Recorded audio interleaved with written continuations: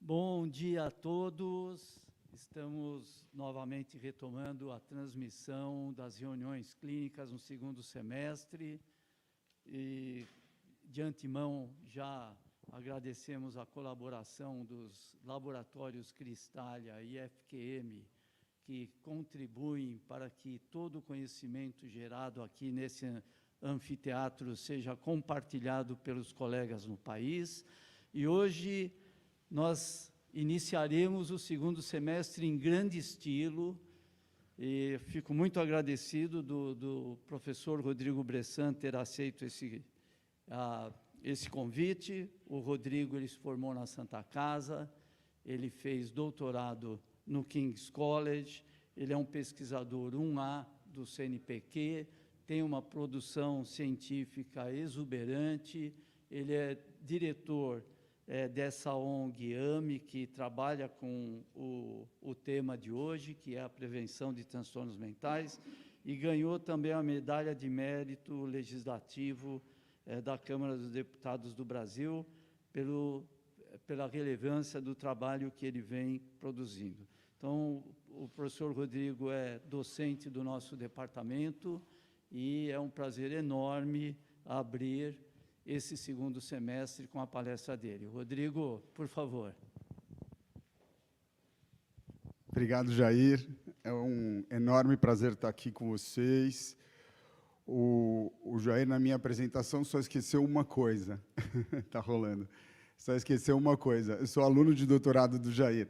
Ele falou que eu fiz o doutorado, um PhD no exterior, mas eu acabei defendendo duas teses, uma no exterior e outra aqui no Brasil, e o Jair é meu orientador e mentor ao longo de toda a minha carreira.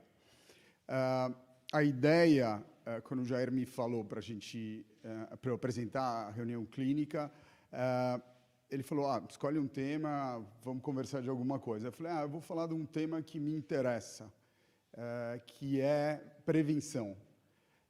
A gente pode prevenir transtorno mental? Essa é a pergunta que a gente faz. E o que eu vou fazer hoje aqui tem dois eixos. Um é apresentar o raciocínio que a gente faz do ponto de vista de pesquisa, e dois são as questões ligadas à prevenção. O que faz sentido, o que é importante e como a gente pode chegar nesse objetivo. Esse aqui é um infarto do miocárdio. Quando começou isso aqui? Um infarto agudo do miocárdio. 5 minutos atrás, quando ele teve angina, e começou a angina, 1 mês atrás, 1 ano atrás, desde que ele nasceu.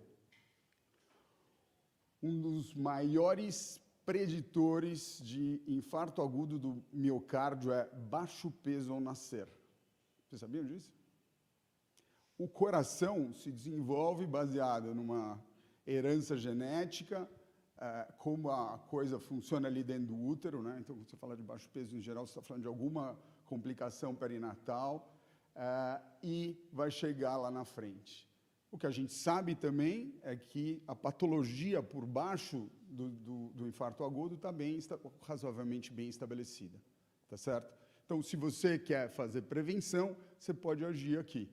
Você consegue mexer com a genética? Não. Com baixo peso a nascer? Não. Você pode melhorar, sim, a assistência materna, mas não necessariamente você consegue melhorar. Agora, o que acontece com os transtornos mentais? Agora a psiquiatria é um pouco mais séria e as pessoas começam a respeitar mais a gente. Mas toda vez que eu apresentava esse slide, eu falava, todos esses dados aqui, você tem meta-análises mostrando que eles predizem transtornos mentais. Mas isso serve para a clínica? Isso serve para pensar a clínica. Porque se você falar, seu pai teve, qual é a importância disso na hora que você vai atender alguém que está em risco para transtorno mental? É só para falar de risco. Se o cara vai ter ou não vai ter, a mesma coisa, o tratamento é igual. Então, o que acontece é que a gente sabe o que acontece antes do transtorno mental. E aí, quando a gente fala de prevenção, a gente tinha aquele conceito que eu aprendi na faculdade de medicina, prevenção primária, secundária e terciária. Acho que todo mundo tem isso na cabeça. O que é prevenção primária? É não ter a doença. Secundária é não progredir a doença. Terciária, não ficar com muita incapacitação. Tá certo? E você trabalha com raciocínio de prevenção. Eu gosto muito dessa postura, porque a gente trabalha com essa postura na clínica. Quer dizer, não necessariamente você precisa fazer em prevenção primária. Mas o que acontece com o psiquiatra? A gente não faz prevenção primária. A nossa ação começa depois do infarto. O cardiologista, não. Ele trabalha em risco. A gente não trabalha, como psiquiatra, né? Você pode, psicoterapeuta e tal, você pode andar para cá. Mas quando você veio o paciente aqui, porque ele acha que ele tem um transtorno de ansiedade, já começou o problema. Não é que começou o problema, ele já está doente. Então, ele já infartou. Ou, vamos dizer, ele já tem angina, tá certo? Então, se a gente quer pensar e andar para trás e prevenir, você tem que pensar antes. Atualmente, a gente tem outras formas de falar de prevenção. Está funcionando aqui? Eu estou sem o microfone. Está rolando o som? Então, você tem um raciocínio de prevenção universal, é botar flúor na água, tá certo? Ter medidas globais para todas as pessoas, seletiva para quem tem risco, indicada para quem tem alto risco. E aí, aqui, você tem identificação precoce e tratamento precoce. Então, aqui começa a prevenção secundária. A primária seria aqui, tá certo? E aí, é o mesmo raciocínio para prevenção terciária. Agora, qual é o ponto? Se a gente quer prevenir, a gente tem que chegar antes do problema. Só que os transtornos mentais, ao contrário do que eu fui educado, começam muito cedo. 50% dos transtornos mentais começam antes dos 14 anos. 74% antes dos 24 anos. Tem um paper novo, saiu uma semana atrás, replicando esse achado do Magra. Porque esse era um achado... Você viu? Super legal, replica. Porque a gente fala pra caramba disso e você não vê muita replicação. Está lá replicado, muito parecido e tal. Então, se a gente quer fazer alguma coisa, a gente tem que ir para cedo. Agora, qual é a questão? Quando você fala do coração, o coração é um órgão complexo, tá certo? É um músculo que bate, tem lá as válvulas, tem a irrigação sanguínea, nervosa, blá, blá, blá, blá, blá. Qual é o nível de complexidade de um coração em relação ao cérebro? Parece piada, tá certo? Quando eu fazia faculdade, nefro era um negócio super sofisticado, difícil pra caramba e tal. O Esper me dava aula de neurofisiologia na Santa Casa. Ele ganhava um troco, dava na Santa Casa também. Neurofisiologia era extremamente limitada por falta de conhecimento. O que aconteceu ao longo desses 20, 30 anos? Você aprendeu muito, muito, muito sobre o cérebro. Muita grana entrou nessa história. Só que a gente tende a ficar frustrado. Por quê? Porque a gente não tem tanta resposta. Mas tem um motivo. Esse negócio é muito complexo. A variabilidade é assustadora. 2 gêmeos monozigóticos têm a mão igual? Muito parecida. Tá certo? Muito parecida. O cérebro tem um componente genético, mas tem um componente que a gente chama estocástico. Você conhece a palavra? Estocástico é estatística no limite. No fundo, pode acontecer qualquer coisa. Então, você vai migrar as células para fazer os neurônios, vamos dizer, córtico para subcortical. Cara, essa migração ela vai se dando ali no como vai. E isso determina uma estruturação cerebral diferente para cada pessoa. Agora, qual é a beleza do jogo? A beleza é que isso é moldar, assim como a mão que joga tênis ou que toca piano é diferente, né? Se um gêmeo monozigótico tocar piano, vai ser diferente do outro irmão, porque é uso, tá certo? O cérebro também é assim. Agora, a gente tem essa metáfora que é super bonita, né? Quando eu pergunto o que é mente, eu já dei muita aula assim, ninguém consegue responder. É uma coisa assustadora que ninguém sabe o que é mente. Mas aí as pessoas falam, não, a mente é o software. E o cérebro é o hardware. É uma boa definição, não é? Mas qual é a diferença? É que o software muda o hardware. Se chama neuroplasticidade. Cool! Essa aula é para você, Salvador. Toda a aula é inspirada em você. Você vai ver. Juro? É verdade. Porque o Salvador gosta de fazer hipóteses complexas, e aqui a gente vai discutir exatamente esse tipo de hipótese. Então, o que acontece no neurodesenvolvimento? A gente tem esses fatores acontecendo, mas de uma forma extremamente dinâmica. As coisas vão mudando. E qual é o problema disso? O problema é que é difícil você identificar fatores de risco combinados, porque a complexidade é muito grande, tem muita coisa aí no jogo. A maior parte dos bons estudos epidemiológicos com dados bons, não avaliam relação materna. Porque é difícil avaliar. A gente até tem uns estudos com isso. Porra, tem alguma importância isso? Total. Absurda. Só que a gente não põe esta variável dentro da maior parte desses estudos. Vai. Aí, o que a gente fez para pesquisar as diferentes fases? A gente usou ali o PROESC, que eu acho que todo mundo conhece, que é o Programa de Esquizofrenia. Aqui o foco é em psicose. Aí a gente foi montando o GAP, que é para o primeiro episódio. E aí tem um construto de ultra alto risco. São pessoas que estão com quase um pé lá para ter a doença, mas não tem, que depois virou a psicose atenuada, que está até no DSM-3 como pesquisa. Então, a gente tinha o primeiro ambulatório da América Latina, um programa de pesquisa e ambulatório, que é o PRISMA. E aí a gente fez uma corte de alto risco e começou também a trabalhar com o que a gente chama de pré-mórbido ou prevenção universal. Então, eu vou fazer uma trajetória curta só para ilustrar. O que a gente fez também foi ir trazendo um monte de gente boa, tinha feito doutorado fora, pós-doc fora, para começar a montar esse laboratório multimodal. Então, tinham diferentes pessoas, de uma forma horizontal, pesquisando o mesmo fenômeno. Por que diferentes pessoas, diferentes modalidades? Porque é difícil de entender esse negócio. Então, quanto mais perspectiva você tiver sobre o cérebro, melhor. Ou sobre a patologia e tal. E aí, a gente, então, cruza as diferentes fases com as diferentes técnicas de pesquisa em neurociências. Aqui tem muitas, mas a gente sabe que tem muito mais, mas aqui já ficou sofisticado o suficiente. Então, estudamos um monte de coisa, com receptor inflamatório, estrutura cerebral e resistência, por isso que a gente publicou muito.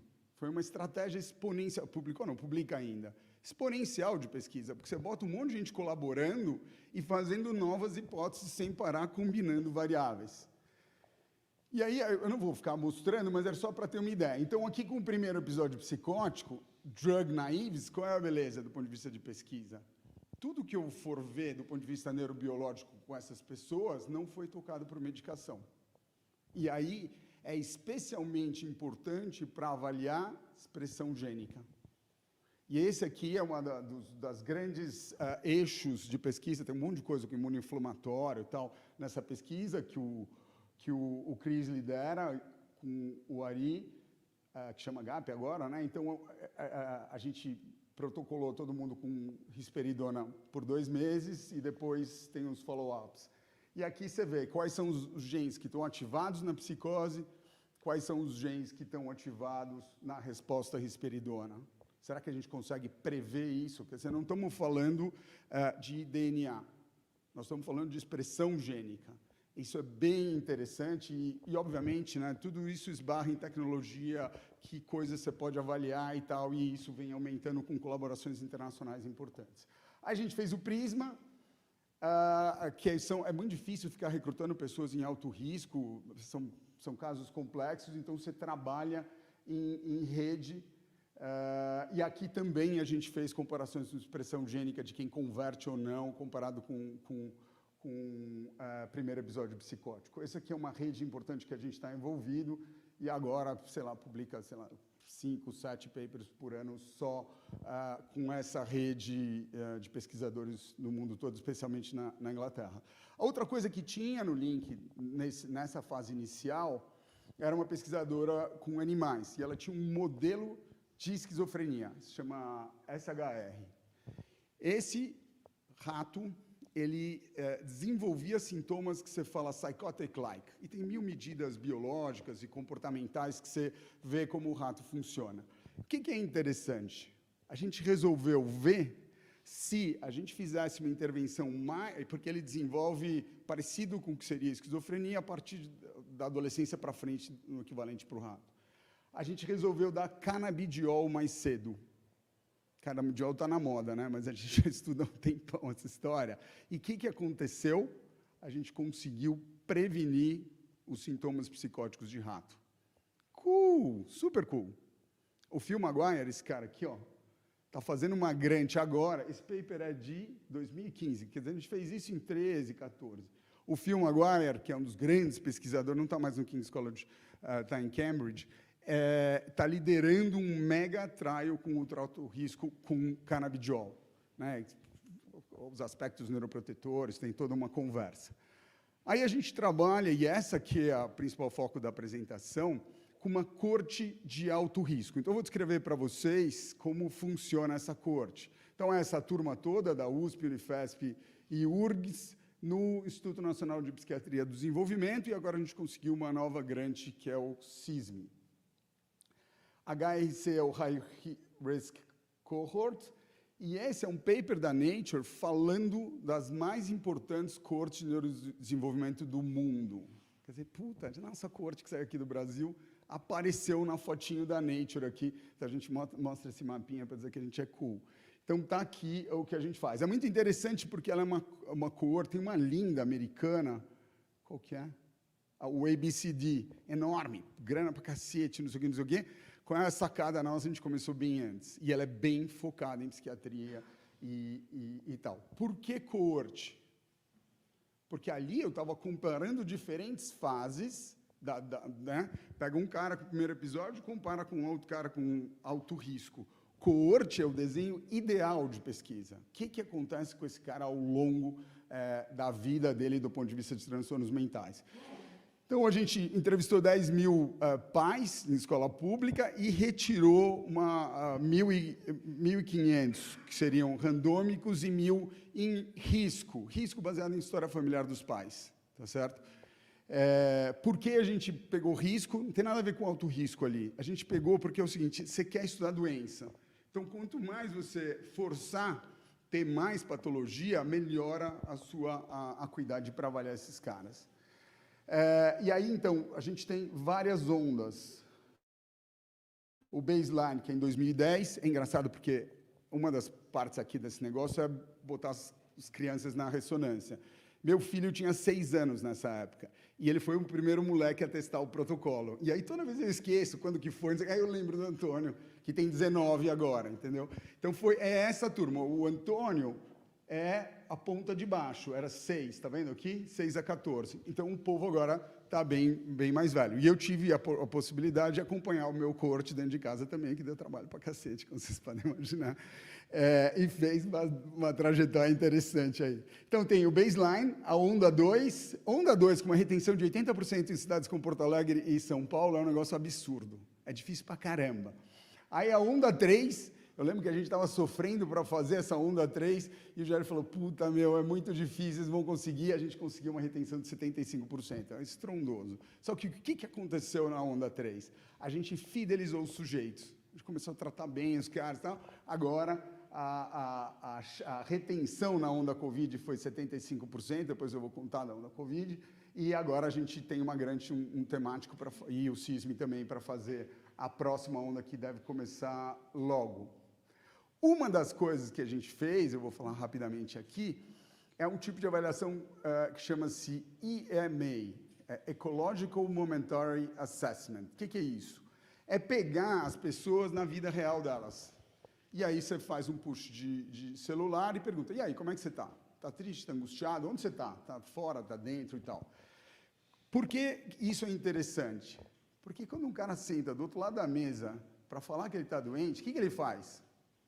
Ele fica tentando empacotar. Aí você pergunta nas 2 últimas semanas, nos 2 últimos meses, tá? Você vai lá e tem um viés de memória absurdo. Não sei se alguém de vocês já foi paciente, e você, como paciente, você percebe o quanto isso pode ser distorcido. Então, a gente usa com essa distorção toda e é eficaz. Agora, aqui nós temos um outro tipo de avaliação, granular. Muitos dados sobre a mesma pessoa. Só que qual é a dificuldade? A gente não sabe muito bem o que fazer com isso. Depois eu explico para vocês. E aí, o que a gente pode fazer nesse período? A gente consegue avaliar as mudanças estruturais e funcionais do cérebro ao longo do desenvolvimento. Tinha muita coisa estrutural já mostrada, sabe aquela história que o córtex pré-frontal amadurece depois, por isso que os adolescentes são tudo irresponsáveis. Todo mundo já ouviu essa história. Só que o negócio do cérebro é que a estrutura não determina a função. As redes de funcionamento determinam função. E essa série de estudos, o Satão que lidera, ela vai mostrando a mudança da Default Mode Network, que é uma das redes cerebrais padrão, ao longo do tempo aí nessa história. É bem legal, é super cool essa história. E tão cool que entrou, a nossa amostra entrou nesse paper da Nature, que mostra a mudança volumétrica ao longo do tempo. Então, essa coorte nossa é linda, porque tem poucas coortes. Eles foram pegando amostras diferentes. Esse é um dos papers que vai ser referência. Esse paper é igual aquela tabelinha de peso e altura para criança, sabe? Bebezinho, você tem esperado que você esteja aqui. Você imagina que dá para fazer isso com volume de hipocampo, com um cerebelo. Só que, de novo, variabilidade é absurda. Então, é difícil modular, mas é um começo, e esse aqui tem 123 mil scans. Não são 123 mil pessoas, né? Porque no nosso caso, por exemplo, você vai repetindo o que melhora a qualidade. Isso aqui ainda é mais cool e mais difícil, que é a expressão gênica e mudança de estrutura cerebral. A gente também é coautor dessa história aqui. E aí a outra coisa... então essa aqui é a mudança... não vou falar porque senão é muita coisa. Essa aqui é para o Salvador. Especialmente para você eu botei esse slide. Olha o que os caras fizeram, o Satão da turma nossa. Ele mostrou que existe uma diferença entre famílias conflitivas e não coesas, ambientes familiares conflitivos não coesos, mudam a atividade cerebral. É cool, vai? É cool. Qual é a chance de replicar isso? Baixa, é difícil. E a medida aqui é super complexa e tal, mas é legal pra caramba. Vai, Salvador, fala que foi legal. Foi especial. Aí tem esse negócio de maturação da Default Mode Network, que é o jeito como a Default Mode faz isso. E aqui a gente fez uma coisa interessante. A gente viu a maturação e foi ver aqueles caras que tinham uma maturação mais lenta ou mais precoce. E o que a gente achou? A gente achou que quem tem uma maturação típica em vermelho ou mais precoce tem menos psicopatologia. Quem tem uma maturação mais atrasada tem mais psicopatologia. Então, isso vai no mesmo raciocínio lá daquele paper estrutural, só que com um posicionamento funcional. E qual é a sacada? Eu não estou falando de doença aqui. Nenhum momento vocês me ouviram falar de doença aqui. Nós estamos falando de psicopatologia, tá certo? De sintoma que prediz a outra coisa. E esse aqui é um paper do Pedro, do doutorado do Pedro, que a gente espera que na próxima aconteça alguma coisa, porque a mulher que vai falar explica melhor que eu esse paper. Vamos ver?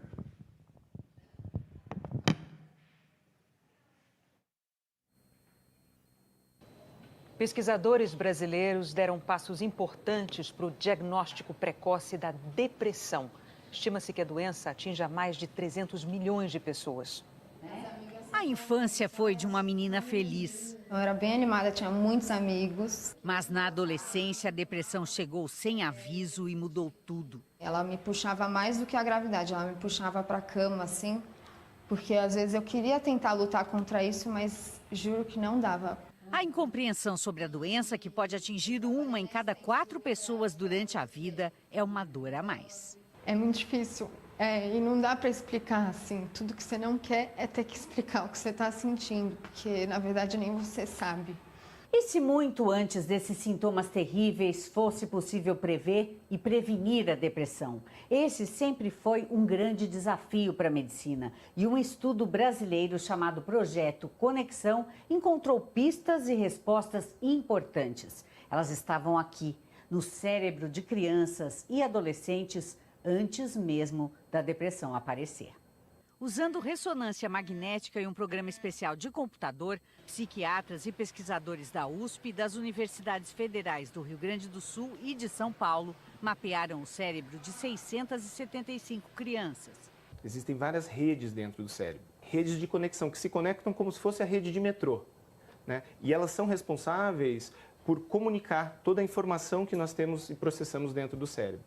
O estudo, publicado no Jornal da Associação Americana de Psiquiatria, revelou que a rede responsável pelo sistema de recompensa e motivação do cérebro tem um padrão diferente de atividade que indica a tendência à depressão, o que foi possível identificar graças ao longo tempo da pesquisa que começou em 2009. A avaliação, depois de 3 anos, mostrou que 53 jovens apresentavam um quadro de depressão. E quando nós olhamos lá, aqui nessa imagem do cérebro, precocemente, 3 anos antes, nós já encontramos que essa rede de recompensa estava hiperativada neste ponto específico. Então é um marcador precoce que precede, vem antes do quadro clínico da doença. A descoberta aumenta a chance de evitar que a depressão se instale, usando medidas preventivas, como se faz com outras doenças. O estudo vai continuar para confirmar o que mais ajuda. A Paula enfrenta a dela com apoio médico e compartilhando suas histórias na internet, com quem precisa lutar tanto pelo prazer de viver. Eu tenho vontade de mostrar para eles que tem como melhorar e mostrar também como que eu passei o que eles passam, que eles não estão sozinhos nessa, que a gente pode conseguir superar.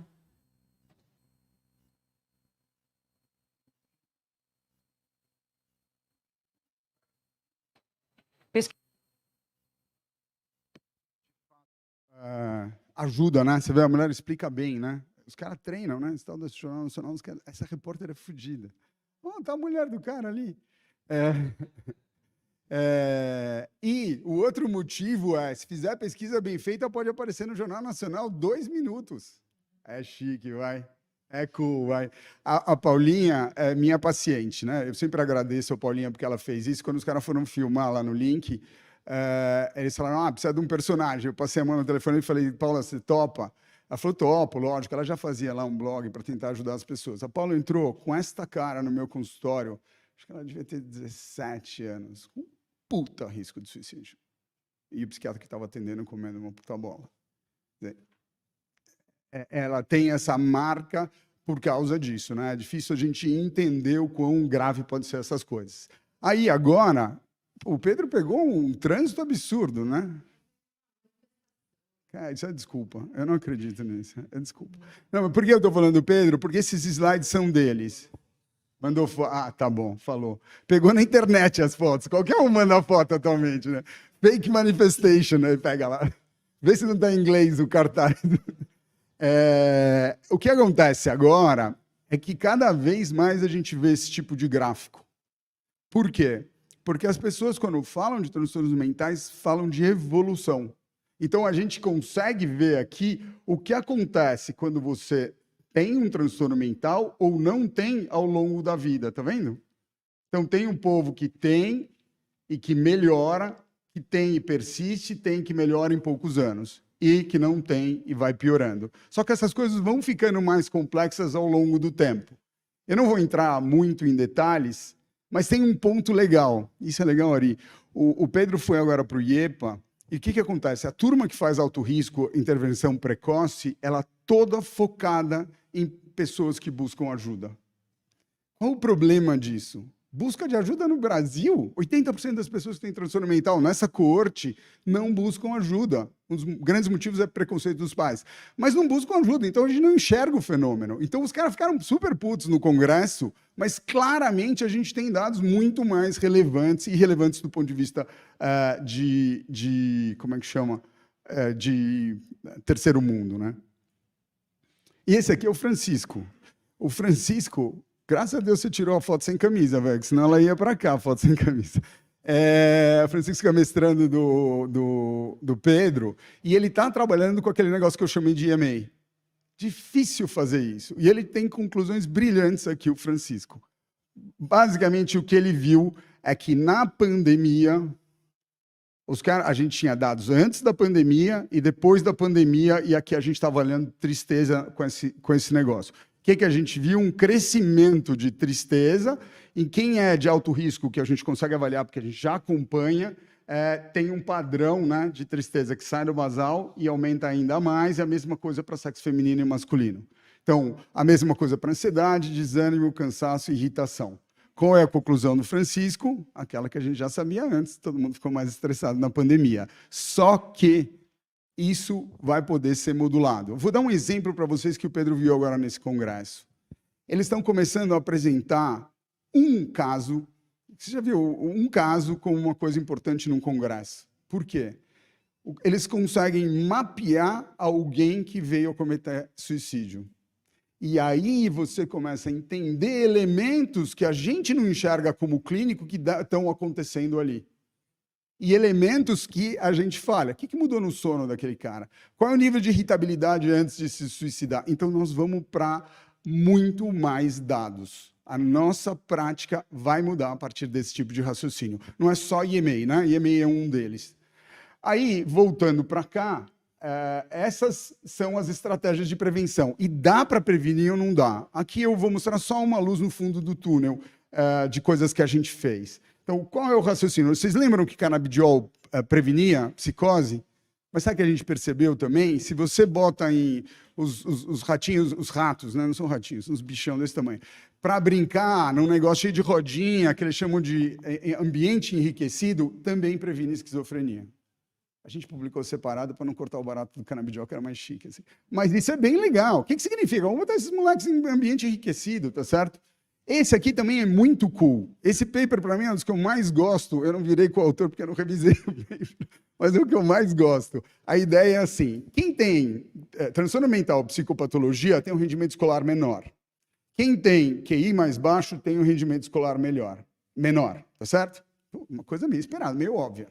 Só que o que acontece? Os caras que têm atributos positivos, atributo positivo é um cara que coopera, que se relaciona bem, que entende o grupo, que se tem autoconhecimento, esses caras têm notas normais.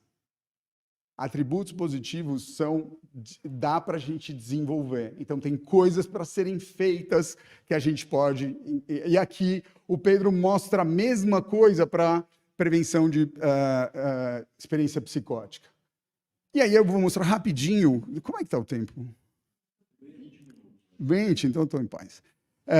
Do outro raciocínio que a gente passou a fazer. Quando a gente foi recrutar uma turma para outro alto risco, eu inventei de ir na escola. Tem um roldão ali, perto lá da São Paulo, lá da estação Vila Mariana, a gente procurou a escola lá. Eu fui conversar com os caras que mandam nesse campo, que é o Pat Magori e o Maglash, os caras falaram, faz o menor sentido, não vai para a escola. Porque ultra alto risco são esses caras que já estão com muitos sintomas. Você vai para a escola, tem muito pouca gente. Só que aí eu entrei na escola, eu não, o Ari, a galera que estava com a gente, né? Porque todo mundo inventava uma nova pesquisa e fazia junto. E a gente viu que ninguém manjava nada de saúde mental. Mas nada. E aí a gente fez uma pesquisa qualitativa, publicamos. O que os professores e os alunos pensam sobre saúde mental? O que a maior parte da população. Que é o seguinte, é um jeito bem maniqueísta. Ou saúde mental é zen, tá tudo bem, vamos lá, ou saúde mental é o esquizofrênico que matou não sei quem, que pulou do não sei onde e tal. Saúde mental tem essas duas coisas, mas o todo está ali dentro. Cara, são professores, todos os documentos de educação tem escrito lá saúde mental, saúde mental. Ninguém sabe o que é mente, nem a gente mesmo sabe o que é mente, mas todo mundo tem uma ideia que é saúde mental. Mas, da onde vem a fonte de informação desses caras? De lugar nenhum, só mídia. Então, ninguém era formado nisso. E aí a gente começou a estudar esse negócio e montamos o que a gente chamava Cuca Legal na época. E aí, aos poucos, a gente do Cuca Legal veio a formar o iMind e depois esse Instituto Ame Sua Mente. A gente estudou bastante, fez um livro que chama, como que chama? Saúde Mental na Escola, o que os professores devem saber e tal. Super importante, é o melhor livro que tem aí na história. Botamos cara bom aqui, né? Psiquiatra da infância e adolescência, psicólogo, mas aí a gente traduziu para professor, né? Uma linguagem que seja útil. Essa é outra coisa, né? A gente tem que aprender a fazer transferência de conhecimento. É difícil pra cacete. Arrotar ressonância aqui, para mim, é uma delícia. Porque nesse meio aqui, o Ari conhece um pouco, sei lá mais quem. Pô, fala de ressonância, ninguém entende, aí você não tem risco. Quando você fala das coisas que o outro entende, a gente tem risco como professor. Então, a gente tem dificuldade, mesma coisa em consulta, você fala difícil. Eu estava numa consulta do dia com a família, tinha um neuro e a geriatra. Os caras falavam de jargão, era uma coisa linda, assim. Eu de fora, que eu falei, porra, o que essa família está entendendo o que esses caras estão falando? Zero, não entende nada. Então, o ponto é que a gente tem que aprender para a clínica, mas também para a comunicação e mudança de realidade, a falar coisas compreensíveis sem perder o rigor. Essa é a grande sacada. Porque quando a gente banaliza, aí dançou. Aí ficou ruim, né? Então, aí, quando a gente fez lá, treinando um monte de professor, não sei o quê, pô, acaba a grana, não sei o quê, as grandes que a gente tem não tinham muito dinheiro para somente, eu falei, vamos montar um instituto, vamos captar grana para isso, a gente conseguiu verbas aí de um trust inglês, depois de um endowment do Samaritano, e qual foi o propósito desse instituto? O propósito é fazer uma mudança cultural sobre saúde mental no Brasil, em que as pessoas se apropriem pela própria saúde mental desde cedo. O raciocínio, a gente fez, para tirar isso, a gente fez um trabalho de branding bem legal com os caras fera, e depois que eu percebi, eu falei, isso aqui tem um baita do insight. Por quê? A prevalência de transtorno mental é muito alta. Não dá para tratar igual coitadinho. Coitadinho tem esquizofrenia, coitadinho tem depressão. Cada um tem que se cuidar. Eu vi o Krieger, que fez parte da revolução lá do INCOR sobre coração, quando eu era moleque, que os pais da minha geração morriam de infarto com 40 anos, falando dessa revolução que aconteceu nessa época. Essa revolução de informação é uma das coisas que mais tem impacto na prevenção atualmente. Não é só a estatina. As pessoas cuidam. Eu fico lá, engordei de novo, tem que fazer atividade física. Mas tem gente que não consegue, tem gente que não consegue. Mas e daí? A população como um todo aprendeu. É o mesmo raciocínio, por isso que eu saí lá do coração, que precisa ser implementado aqui.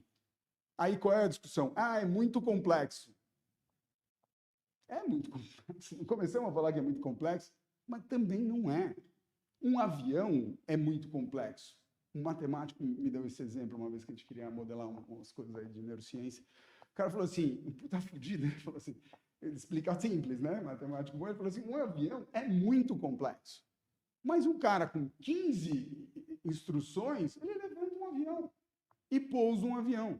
Então, tem formas de você resumir as coisas para que elas sejam operacionalizáveis, sem perder eficiência. O avião é a prova dessa história, senão cai e todo mundo dança. Aí, o que a gente fez nesse instituto? A gente fez um componente de educação, que é o que eu já fazia, e a gente fez um componente de advocacy. Então, educação eu falo em seguida para vocês, advocacy tem duas pernas, né? Um de campanhas de conscientização, os publicitários legais que estavam na história, e a outra é de influência em política pública. A história de eu ganhar essa medalha é porque eu trabalhei com a Mara Gabrilli para colocar transtorno mental na lei de cotas. Cara, é um absurdo. O cara perde um dedinho, tem direito à lei de cotas. O cara tem esquizofrenia, não pode ter direito à lei de cotas. E aí foi bem legal. A Mara trabalhou, foi bonito, e aí ela que indicou para isso. Então dá para a gente mudar a realidade. Então esse instituto ele não é muito forte nesse braço, a gente coopera com outros institutos, mas esse é o objetivo. Então o que a gente foi fazendo aos poucos em escola? A gente fez uma formação que começou lá com o Ari, lá com os professores lá atrás no Roldão, e foi tornando cada vez mais sofisticada. Tem um cara do Canadá que faz isso também, que veio para cá, um cara super legal. E a gente fez a formação. E agora a gente fez essa formação em IAD, e essa formação, que foi feita em IAD agora, está para a rede, na EFAP, não sei se vocês conhecem isso, mas é uma indústria lá cinematográfica, não é de conhecimento para formação de professor. Pô, então um negocinho que a gente começou desse tamanho já está pegando 3.000, 5.000 professores, a cidade de Santos inteira. Então a coisa está acontecendo, dando o quê? Informações desse tipo que a gente está conversando aqui, baseada na mesma complexidade, mas chegando em situações operacionalizáveis. É muito legal, porque a gente fica falando que professor de escola pública, né? Fica falando, não, as pessoas falam que não são tão bons em português e matemática. Professor é o cara que mais manja de jovem. Não tem psiquiatra da infância e adolescência, pediatra, pai que manja igual professor. Os caras ficam enxergando ali uma coorte longitudinal com teste de performance, com comportamento social. Os caras são feras. Você dá um pouco de informação, eles transformam essa história. Quando você fala de alguma coisa, eles fazem assim, pim, já vi isso aí, entendeu? Bem interessante. E aí a gente fez 2 novas tecnologias que são bem legais. Uma é o Bússola, que é um chatbot de WhatsApp para professores para lidar com autolesão, né? Que é a automutilação que falava. Pô, isso aqui é um trampo desgraçado, é grana pra caramba, tal. Só que chega em qualquer professor de qualquer lugar do Brasil. A gente vai buscando grana para fazer suicídio, nós estamos fazendo agora com o CISM, e vamos buscando mais grana para essas coisas. E a gente fez um selo, cadê o selo? Selo da Escola que Ama Sua Mente. Qual é a ideia? É qualificar as escolas. Falar, você se importa com saúde mental? E a gente está fazendo agora um guia de como lidar com as coisas. Por exemplo, tem um guia de como uma escola deve, do ponto de vista dos diretores, proceder em caso de suicídio, ou de risco de suicídio, ou de uso de drogas, papapá. Então, o que a gente está dando é um parâmetro para essas escolas funcionarem. Então, esse aqui é o material dos módulos, é muito bonito, meu. Quando você assim, a gente fazia aqui de um jeito, que eu acho legal, do ponto de vista de conteúdo e tal. Isso aqui é profissa. É muito mais legal. Igual a mulher lá, a tal da Renata ali, falando no Jornal Nacional. Bem melhor que nós. O Bússola. E isso aqui é o tipo de contribuição que a gente faz meio para a sociedade. Tem um pouco de Instagram, não sei o quê. Agora, o que eu queria falar, e que é a principal mensagem aqui, que eu queria contaminar vocês com essa ideia.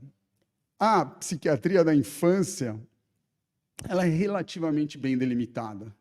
Você tem lá autismo, déficit de atenção e hiperatividade, os transtornos de ansiedade e depressão. Os transtornos de ansiedade e depressão têm trajetos muito diversos. E aí, aqui nos adultos, o cara ficou psicótico, teve uma carreira de psicótico, bipolar, toque, papapá. Mas o que acontece nesse meio aqui, que é o que se chama de psiquiatria, a psiquiatria da adolescência, da juventude, a gente não sabe direito. A gente não gosta de ignorar as coisas, né? Puta, quando a gente montou o Prisma, que a gente atendia gente em alto risco, cara, era uma lição de humildade.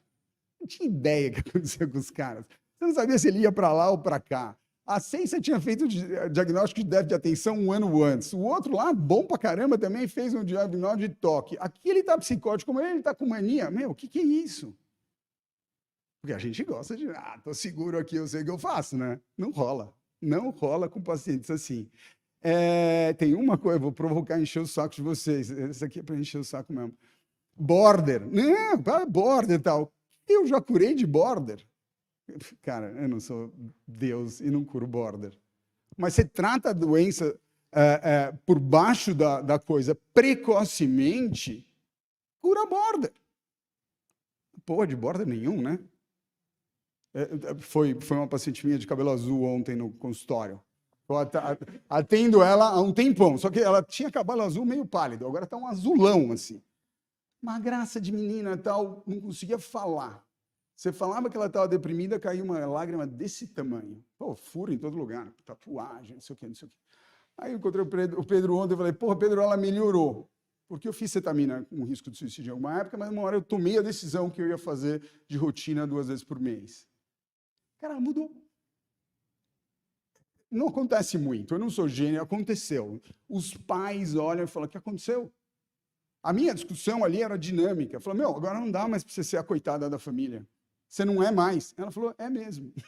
Sabe assim? Argumentando firme e forte. Curei border.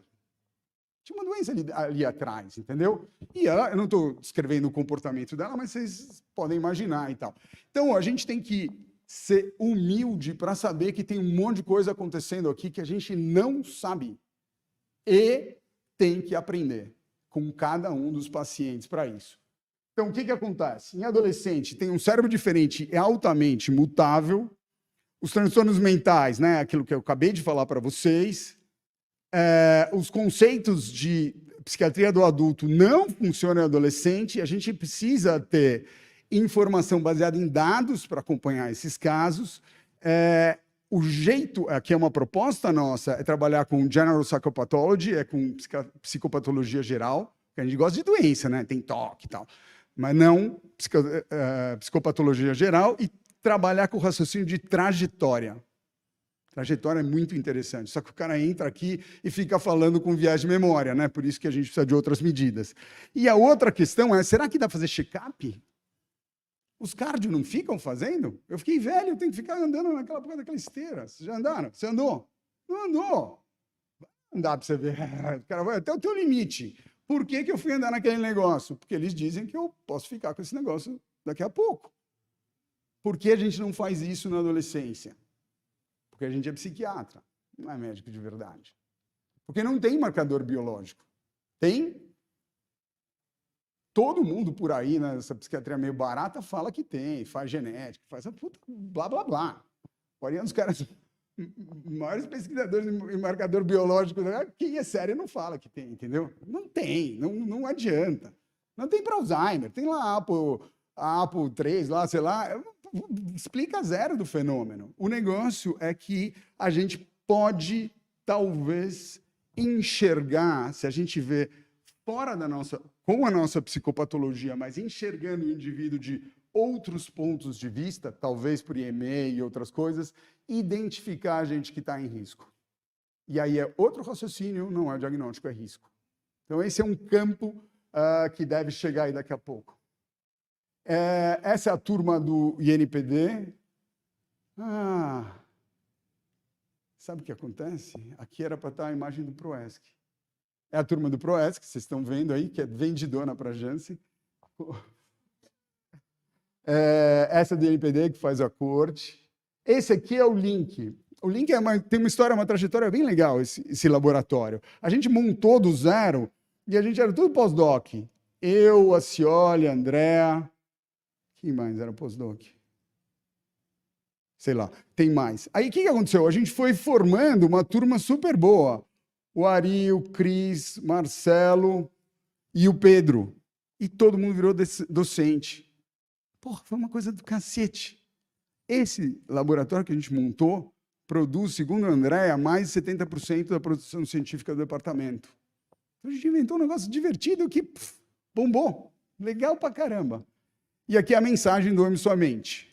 Dá para prevenir? Onde começa o problema, começa a solução. Obrigado.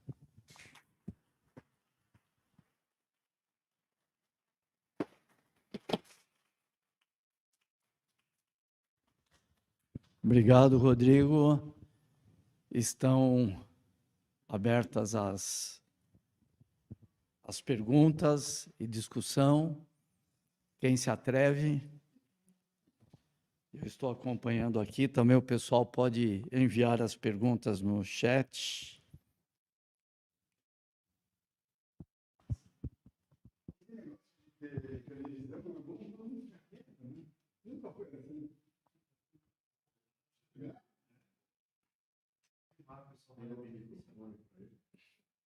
Pode perguntar. Bem, muito obrigado pela aula, foi sensacional. Vou fazer uma pergunta, não sei se seria em relação à epigenética. Aquilo que você colocou todos os fatores de risco ali que a gente faz, que poderiam gerar um transtorno mental. Isso a gente pode passar, assim, se a gente faz alguma coisa aqui, a gente pode ter uma alteração genética que passa para gerações futuras também? Então, existe esse raciocínio. Né? Você conhece uma série de pesquisas com receptor de corticoide e depressão com ratos o ambiente, né? As mães lambedoras mudando, fazendo uma alteração epigenética, aí é transmitido para a próxima geração. Mas esse é o tipo da informação teórica. Muito obrigado. Eu digo teórica porque é o seguinte, não dá muito você mapear, né? Você não mapeia nem só aqui. Rodrigo, o Jim Van Nos, há vários anos atrás, ele começou a fazer essa vigilância pessoal, né? Eu fico fazendo aí uma metáfora, a história da metamorfose ambulante, né? Quer dizer, nós como um campo, né, de dados, em todas as emoções, as crenças, os episódios, né?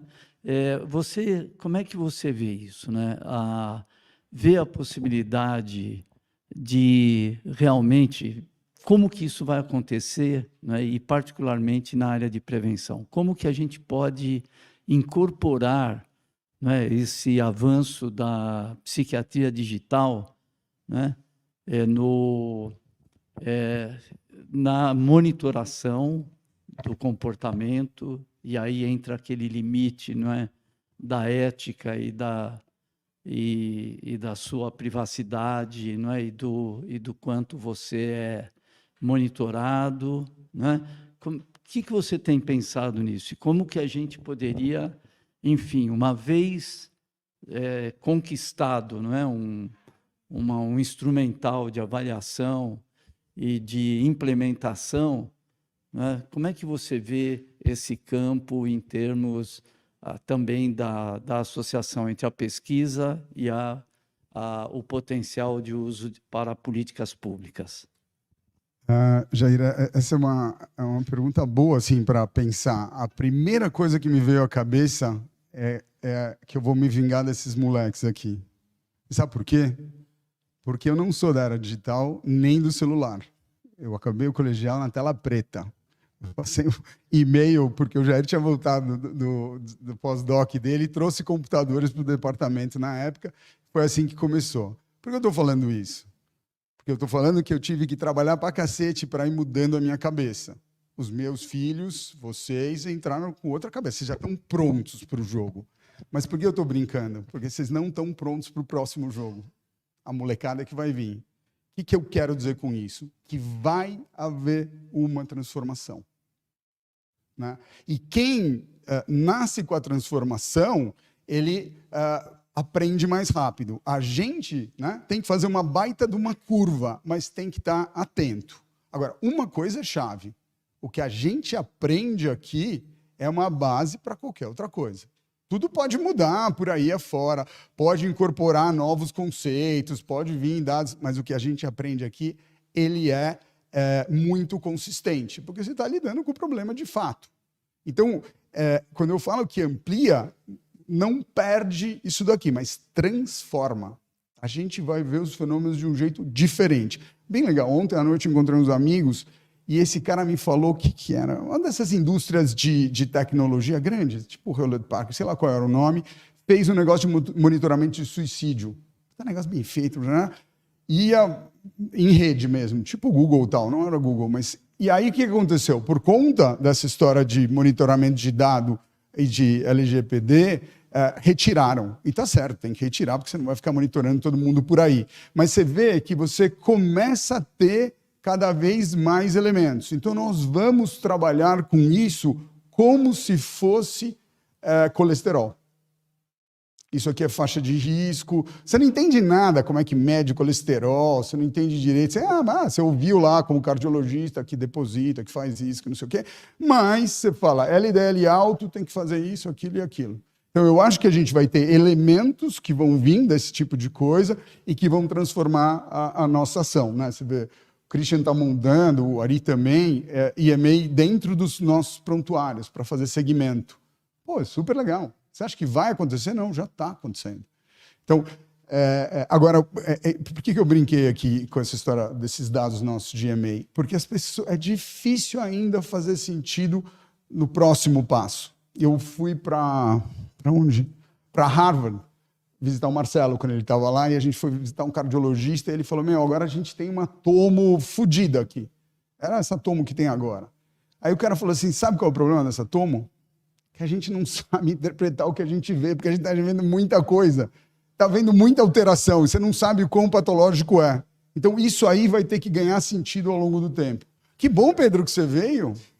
Falando no capeta... O Pedro Pan finalmente chegou. Teve problemas no trânsito, aconteceram problemas importantes aí, né, Pedrão? Mas você foi bastante citado aqui. Quer complementar, Rodrigo? Obrigado por você ter vindo, Pedro. A sua pontualidade nos inspira. Estamos fechando, se quiser. Se não perguntarem, eu tenho várias perguntas que eu posso fazer para o Rodrigo. Eu gostaria que a plateia participasse. A Lili? Tudo bem, Rodrigo? Tudo bem. Chefe. Adorei a reportagem, adorei muitos colaboradores que você mostrou, viu? Parabéns. Você gostou do topete? Oi? Gostou do topete? Adorei, fantástico. A minha pergunta é em relação, como é que está sendo a receptividade das escolas? E se vocês têm alguma ação também em escola particular? Porque isso é um assunto que está muito na moda, muito na mídia, e eu queria saber como é que está sendo essa receptividade deles.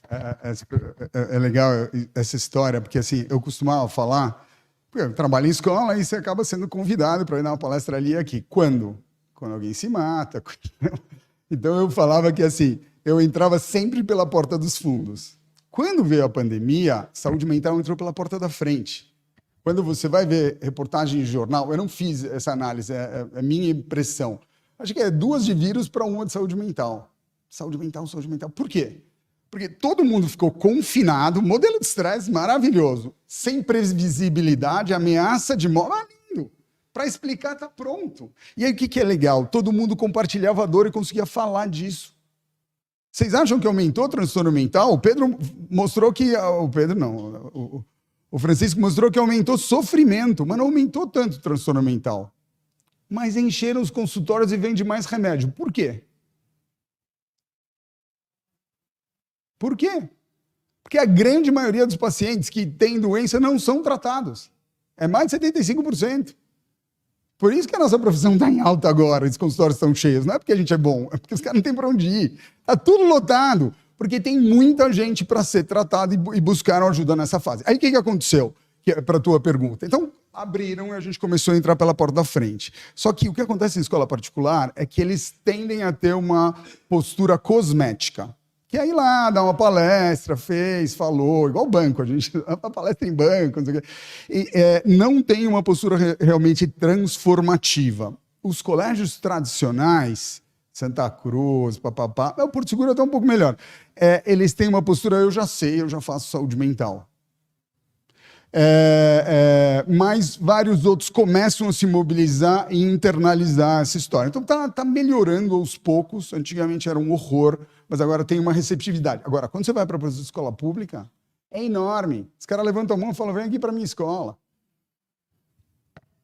Rodrigo, como é que você enxergaria uma maior integração dos setores saúde e educação?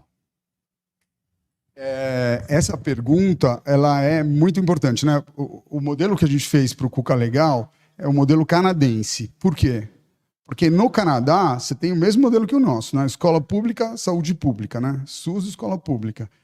Quanto mais você investe em comunicação no meio do caminho, você economiza um monte. E eles medem isso, né? São sérios, é outro nível. O que a gente faz aqui é com o mesmo raciocínio, não é uma política...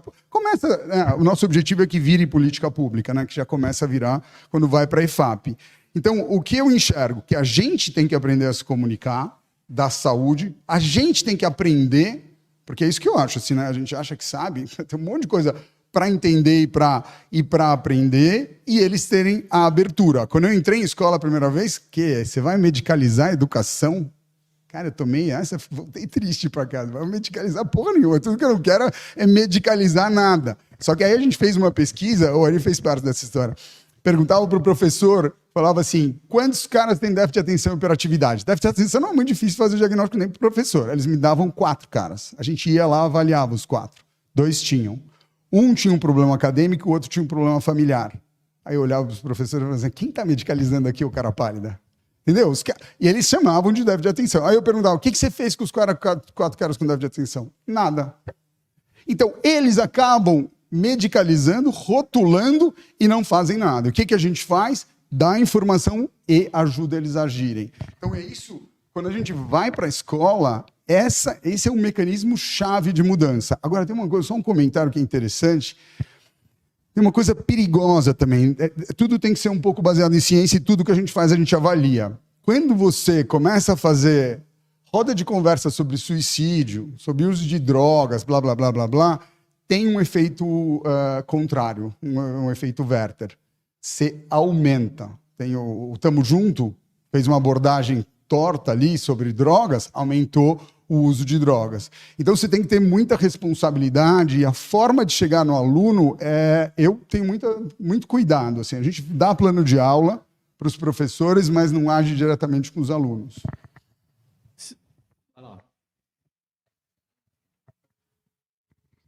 Fala um primeiro nome, rapidamente. Bom dia. A função. Eu sou o Gabriel, sou R1.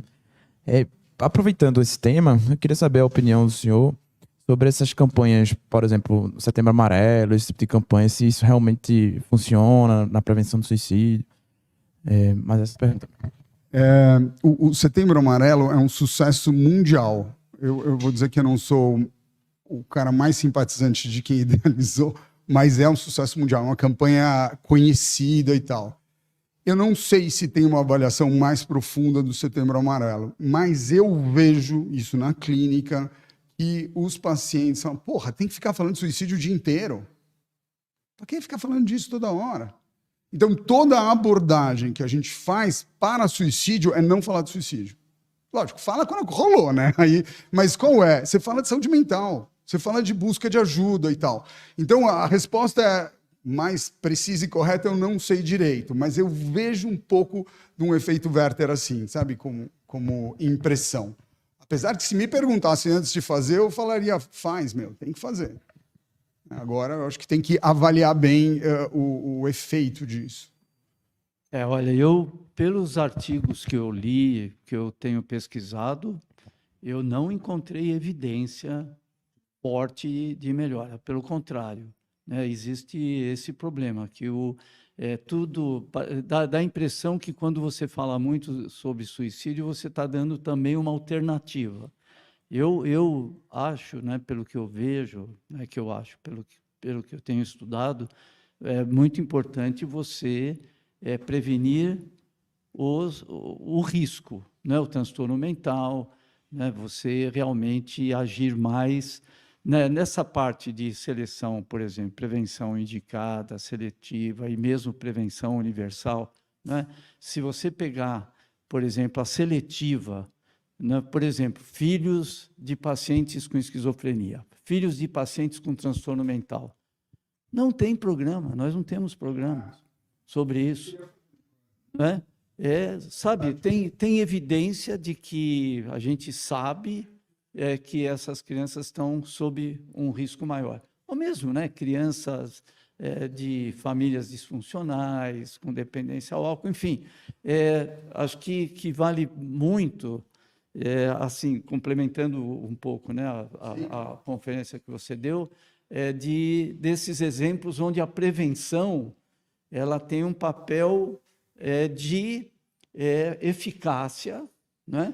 E mesmo o Rodrigo também acabou não explorando muito, mas também na identificação, né, dos sintomas do high risk, que tem todos os problemas de high risk, ultra high risk, mas a intervenção ali, né, não medicamentosa, né, em vários casos, e medicamentosa, quando você passa a ter uma saliência maior de sintomas psicóticos e tal, e mesmo intervenções não farmacológicas tem evidência de eficácia, né? Então, o CBT, né, nesses casos onde você tem mesmo a prevenção indicada, não é? Ela seria também intervenções não necessariamente farmacológicas, elas teriam evidência de baixar a incidência da doença. Sabe lá, os estudos vão por 2, 4 anos, não é? Mas evidência de que funciona. Diminuiu a conversão, né? Mas de suicídio, e também assim, é um evento raro. E a gente ouvindo as histórias, tem gente que não está deprimida e, num momento, o cara ele tem um ato impulsivo que, sabe, só tem um jeito de pensar nisso. O comportamento humano é extremamente complexo, imprevisível, não é? E muitas vezes um ato impulsivo não tem nada a ver com tudo isso que nós estudamos, não é? Mas com certeza uma pessoa com depressão, com transtorno mental importante, né? Esquizofrenia, prevenção, nós precisamos cuidar bem deles, porque aí sim você reduz o risco de suicídio, né? Mas prevenção universal em suicídio é complicado. Doutor Salvador, agora que eu quero ver se o Rodrigo vai... Se eu consigo responder para ele aqui. Ó. Mas só um comentário, Jair. Sabe o que é interessante? A gente sempre fala de conversão para psicose, que é uma doença grave. Esses caras todos que a gente vê com ultra alto risco têm ansiedade, têm depressão, tem um monte de morbidade ali. Então, o construto, né, que toda essa área trabalhou, é muito importante, revolucionou a psiquiatria e tal, o Pat McGorry e tal. Mas ali já é sujo o sinal. E quando a gente fala de filho de portador de esquizofrenia, a preocupação maior nem é a conversão para esquizofrenia, são outros transtornos mentais. Porque é isso que a gente perde. Aí tem um transtorno de ansiedade. Você vê nas famílias que a gente atende. Eu sou cheio de atende a família inteira, assim. Você fala, pô, por que atende tanta gente? Porque você acaba vendo patologias diferentes ali, mesmo com alto funcionamento, mas você tem um traço ansioso, tem um traço depressivo, ou até psicose misturada. Fiquei muito satisfeito de saber que eu tenha exercido algum benefício, alguma coisa que eu falei foi importante para você continua pensando. Só que isso que você falou me deixou encabulado. Desculpa. Mas é verdadeiro, não era para te encabular. E que bom. E agora o que eu vou falar vai ser muito menos inteligente por causa disso. Vou correr o risco de estragar tudo com o meu currículo. Mas essa questão de mudança, né? De mudança de visão de mundo é uma questão muito interessante, né? Os filósofos já falavam disso, os místicos falavam disso, mas a gente tem uma tendência a acreditar muito na nossa visão de mundo. A gente fica muito aferrado e a gente acha que aquela é a realidade. Eu, ainda mais velho do que você, fui formado numa época em que o sistema nervoso era imutável. Era uma coisa... Ramon e Carral. E quando se falava de novas sinapses, o pessoal olhava torto. Que experiências poderiam alterar a formação ou a mudança da forma do cérebro, como as conexões acontecem. Isso daí era uma coisa anticientífica. Por quê? O científico era o conhecimento anterior. Então, essa rigidez do ser humano, que às vezes toma conta da ciência. Os cientistas também são humanos. A ciência também é um fruto humano. E ela também pode se tornar algo, usando uma palavra psicanalítica, superegóica, excludente. Tudo aquilo que não cabe dentro daquele modelo não é científico. E, portanto, está excluído. É uma bobagem, entende? Então, a gente precisa tomar muito cuidado e estar aberto, como você falou. Estar aberto, ter humildade para saber que nós não sabemos. Não é só o cérebro que a gente conhece pouco, é muita outra coisa também. A própria vida em si não é um fenômeno mecânico. O modelo mecânico que a ciência adotou, desde Descartes, talvez, é um modelo que facilita o nosso entendimento, em ver as partes como peças que interconectam-se entre si. Então, é esse modelo que é o modelo científico atual, que todos nós pensamos cientificamente. Porém, o que é que nós estamos vendo? Que a realidade não é mecânica, a realidade é sistêmica. Ela interage todos entre si de uma forma viva. Então, você mexe num ponto, altera o outro ponto. Se a gente for pensar mecanicamente, vai ser tão complicado que a gente não vai conseguir. O nosso salto para um modelo sistêmico de pensamento é muito difícil, é muito complicado, porque são muitas gerações cartesianas. Para a gente mudar de visão de mundo e poder integrar todas essas partes e vê-las como um funcionamento dinâmico é mais complicado. Aí a gente vai, evidentemente, preventivamente, perceber que o modelo político, o modelo econômico pode ser extremamente patogênico, pode fazer mal. Só mais uma coisinha. Nós ficamos muito presos genocentricamente, né? Parecia que tínhamos descoberto a chave de tudo através da genética, que é fechar o genoma humano e pronto, tudo estava resolvido. Então, isso é expressão da nossa ignorância naquela época. Porém, essa ignorância gerou muitas consequências ruins. Uma maneira estática de ver as coisas, determinista. Gerou o gene egoísta, o livro Gene Egoísta, quer dizer que tudo depende de uma configuração ao acaso gênica e que quem não tem uma boa configuração está excluído, vai ficar para trás e é melhor que não receba muita atenção, entende? É o contrário do que você está fazendo. Que essa questão do ambiente é da maior importância. Se você faz um ambiente excludente, as pessoas vão se suicidar mais, entende? Se você faz um ambiente includente, as pessoas vão se suicidar menos. O suicídio é uma autoexclusão, que vem também de fora. O diferente pode se sentir que não cabe dentro, que ele está errado, que ele vai se auto-eliminar por causa disso. É uma coisa terrível. Bom, vai lá. Só em resposta, Salvador, a esse raciocínio de establishment da ciência, o Thomas Kuhn estudou um monte, né? É quebra de paradigma, né? Então é isso mesmo. A ciência e o status quo têm um status superegóico de dizer isso aqui é verdade. Quando você vem com uma verdade nova, realmente incomoda. Para quebrar, você vai para outra. Mas tem um rigor que é chave para o jogo, né? Senão todo mundo começa a achar e ir fazendo coisas, né? Para falar essas coisas todas aqui, eu testo, vejo se é a limitação do que eu estou falando aqui. Então, isso eu acho que também é importante, porque se você falar de complexidade muito, vira um vale tudo, que eu acho muito perigoso. O outro comentário é o seguinte, eu vou falar de mim, mas como médico, a gente tem muita angústia de lidar com não sei e com complexidade. Porque, o paciente está ali na tua frente e você tem que curar o cara, você tem que dar as respostas, você que é o psiquiatra e ele que é o doente.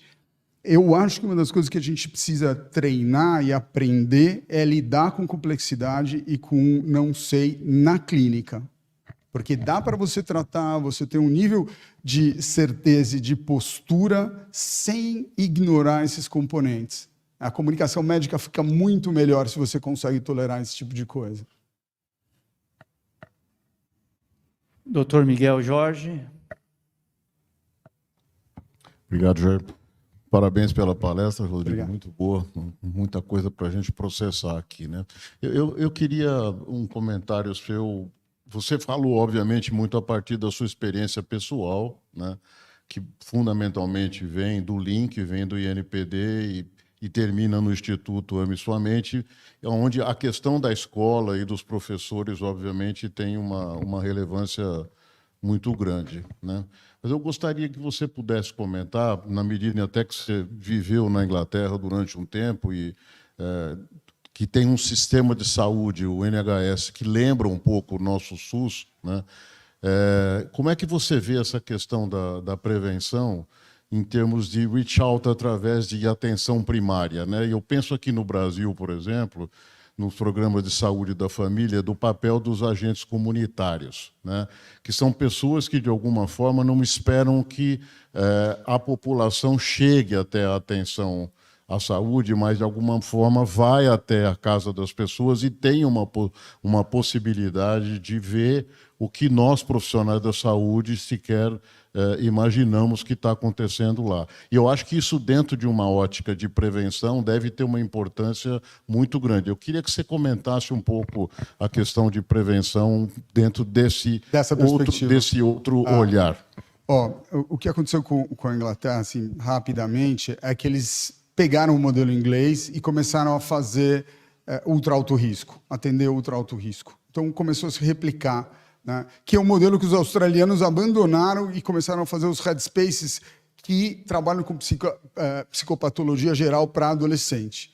A Inglaterra não fez esse passo, né? E o Pat McGorry ganhou o australiano do ano, tem, sei lá, 30, 50 centros headspaces na Austrália. Então, a Austrália é modelo, os outros países vêm bem depois, na minha leitura. Até por experiência, filho de amigo, não sei o quê, eu vejo um baita gap. Mas é aquela coisa de recurso. Agora, é muito interessante, vindo para cá, a gente foi convidado para escrever um comentário, um editorial para o World Psychiatry, o Christian Killing, e aí ele convidou o Giovanni, o Pedro e eu. World Psychiatry, né? Sei lá, é o maior fator de impacto, né? Chique pra caramba e tal. Bom, vamos escrever. E aí a gente começou a escrever e reproduzir essas coisas dos caras. Aí, pera um pouquinho. Vamos trabalhar para o Brasil, né? O que dá? Vamos encher de headspace. Eu já fiz um monte de grant para encher de headspace, nunca ganhei um centavo fazer isso. Mas a ideia é que a gente tem que usar os nossos recursos. Está escrito isso no paper, eu te mando depois. É super legal, um editorialzinho e tal. E agente de saúde em específico é absolutamente chave porque é da comunidade. E você vê que interessante, a gente ganhou uma grana no Ame Sua Mente do Instituto Sul América para treinar agente de saúde. Falei, porra, que legal, é difícil porque é uma coisa nova, é difícil e tal, mas muito legal. O que aconteceu? Os MOL compraram a Sul América e agora está no Instituto MOL e não vou fazer isso, provavelmente. Mas o que você está falando, para mim, é o caminho. Eu estou fazendo o que eu posso aqui. Mas para a transformação de política, eu acho que o que a gente está fazendo aqui é importante, mas tem muito mais coisa para fazer. E tem que levar em conta o SUS. Eu não acho que tem que fazer um modelo novo, né? E precisa ser barato, tem que ser eficiente. E dá para ser em saúde mental, na minha opinião.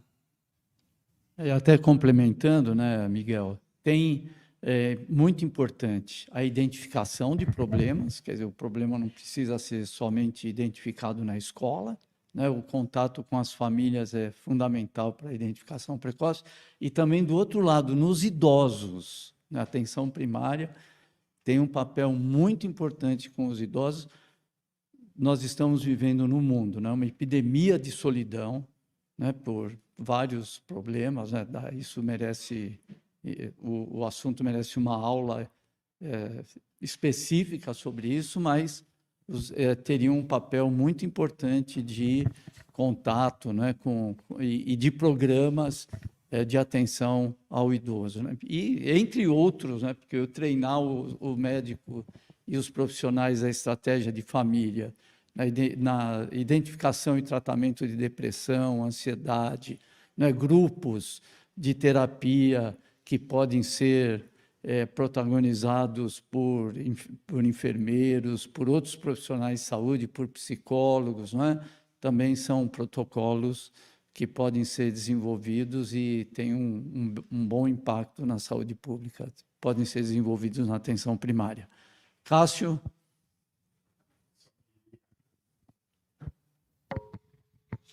Eu queria parabenizar o Rodrigo, né, por todo esse avanço, né? Quem é de uma geração mais antiga pegou tudo muito diferente. Ontem, quarta-feira, estava discutindo um paciente na reunião clínica, e aí precisa fazer tomografia, ressonância, mas está difícil fazer ressonância. Eu falei, olha, se fosse na década de 70, a gente pediria um raio-x de crânio, né, e um eletroencefalograma. E se tivesse a suspeita de tumor, faria um pneumoencéfalo. Aí ele falou, mas o que é isso? Aí eu expliquei. Eu não estou falando coisa de 100 anos, estou dizendo meados da década de 70, antes da tomografia. Então, se a gente pensar como modelo, né, a neuroimagem, a mudança, a sofisticação, o próprio modelo de doença, o próprio modelo de doenças infecciosas, de qualquer, sem falar das doenças mentais. As doenças mentais, então, a gente teve uma compreensão. Falta muito, obviamente, né? Nós temos, mas tem coisas que a gente não imaginava na década de 80 que poderia se pensar, né? Então, era só esse comentário. Parabéns, Rodrigo. Obrigado.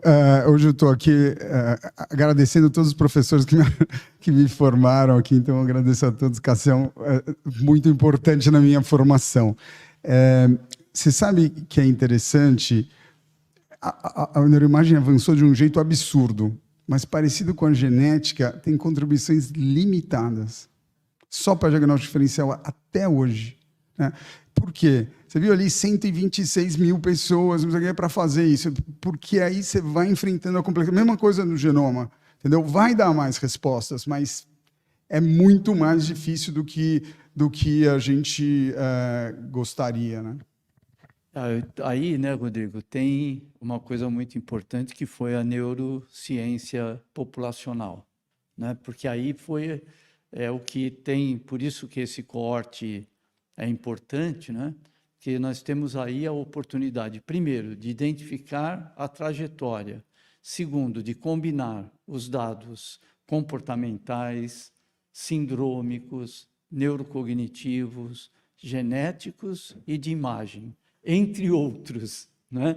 Até de conseguir alguns dados sobre as condições de nascimento da pessoa, sobre a história, os eventos traumáticos, enfim. Esses estudos permitiram, né, uma mudança de paradigma, né, que hoje nós vivemos bastante, né? E eu concordo com o Rodrigo, acho que a genética evoluiu mais do que a neuroimagem. Mas a neuroimagem vai evoluir. Daqui 30 anos, né, nós estamos aqui, nós estaremos possivelmente muito à frente, né, na compreensão de como o cérebro realmente funciona, né, e qual realmente a origem, digamos assim, dos transtornos mentais. Mas nós aprendemos bastante. Né? Se eu posso comentar, sabe o que foi legal ouvindo você? Eu me lembrei, quando eu entrei na residência, esse departamento era fendido em dois. O Miguel tinha acabado de assumir a chefia e tinha os psicodinâmicos e os psicoestáticos, os farmacólogos e os viajólogos. Sei lá, tinha uma divisão. E era uma divisão pesada. Eu era R1, eu não entendia nada. Eu ia lá para o conselho, uma porradaria, não sabia de onde vinha e tal. E eu tive que estudar muita epistemologia e filosofia para entender de onde vinha o conhecimento, de onde vinha aquela história. Aí via um farmacólogo, igual esses dois aqui, que faziam psicanálise. Como assim? Não estou entendendo essa confusão e tal. Aí eu fui vendo que era uma briga política, mais do que qualquer outra coisa. Mas tem uma coisa interessante que aconteceu. Com o avanço do conhecimento, as coisas se conversam agora. Na época, um monte de psicanalista falando assim, como assim, vai tomar remédio? Agora é mais difícil você ouvir um cara falar assim quando realmente tem um transtorno. Então, o avanço no conhecimento fez com que a gente, pelo menos está fazendo com que a gente pare de brigar por falsos dilemas. Tem zero. Eu mando nego fazer psicanálise e TCC ao mesmo tempo. What's the big difference? Com quem que eu estava falando isso? Eu acho que até com um amigo, faz análise há um tempão, tal, porque você tem esse sintoma, vai lá, faz 12 sessões, aprende a lidar com essa porra de sintoma e continua discutindo o conflito com a sua mãe, lá com o seu psicanalista. São coisas que funcionam. Então, eu acho que o que a gente precisa é ter abertura para enxergar as coisas, inclusive de modalidades terapêuticas sérias, né? Bem, pessoal, estamos chegando na hora. Quer falar, Ari? Por favor. Bom, obrigado, Rodrigo, obrigado, Jair, por esse evento excelente. A gente organizou hoje é um dia especial. Nós temos aqui o retorno da reunião científica do segundo semestre, a nossa primeira reunião científica, com altíssimo nível, com o Rodrigo, que é um dos psiquiatras mais instigantes e líderes nessa área. Eu acho que indo para uma área, sempre com uma preocupação, né, Rodrigo, de fato levar alguma coisa que gere impacto. Acho que essa é uma característica do Rodrigo que é fundamental e aí eu acho que a aula toda mostra isso. E além disso, o departamento está num momento especial. Infelizmente, o Jair saiu da chefia do departamento, mas ele assumiu a Secretaria de Saúde Mental do Estado. Então, acho que a gente tinha que pontuar isso para o departamento, que acho que são grandes conquistas, né? Mostrar o alto nível de desenvolvimento científico, o impacto que essas ações têm através do Rodrigo, e hoje o Jair chegando na Secretaria de Saúde Mental com potencial da gente poder, de fato, fazer isso que o Rodrigo acabou de colocar, parar de fazer barricadas de conhecimento e gerar uma política que faça pontes com o objetivo de ajudar as pessoas. Então, eu acho que fico muito feliz. E na qualidade de chefe interino do departamento, a gente vai ter eleição semana que vem, eu queria pontuar, acho que isso é uma grande vitória para todos nós e mostra a qualidade e a força que esse departamento tem. E como saco vazio não fica em pé, a gente vai ter um coffee break especial para todos hoje, para poder pontuar esse início das atividades e essas conquistas. Parabéns para o Jair. Obrigado.